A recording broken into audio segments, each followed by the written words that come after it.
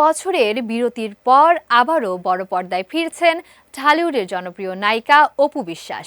কামরুল হাসান ফুয়াদের পরিচালিত থ্রিলারধর্মী সিনেমা দুর্বারে তিনি দর্শকের সামনে একেবারেই নতুন রূপে হাজির হচ্ছেন। অপু নিজেই জানিয়েছেন, সিনেমায় তাকে দেখা যাবে দুর্বার গতিতেই। সিনেমার শুটিং ইতিমধ্যেই শুরু হয়েছে এবং দ্রুত গতিতে এগোচ্ছে। অপু বিশ্বাস জানান, তার অংশের প্রায় 40% কাজ শেষ হয়েছে এবং বাকি অংশও শিগগিরই সম্পন্ন হবে। তিনি বলেন, এই সিনেমায় অনেক চমক রয়েছে, দর্শকরা একটি ভালো গল্পের সিনেমা উপভোগ করতে পারবেন। দীর্ঘ বিরতির পর ক্যামেরার সামনে ফিরে আসা প্রসঙ্গে অপু বিশ্বাস বলেন, সিনেমাই আমার পরিচয়ের মূল জায়গা। সিনেমার কারণে আজ আমি অপু বিশ্বাস। দর্শকদের যে ভালোবাসা পেয়েছি তা এই মাধ্যম থেকেই এসেছে। দেরিতে হলেও ভালো একটি সিনেমা দিয়ে ফিরতে পেরে খুব ভালো লাগছে।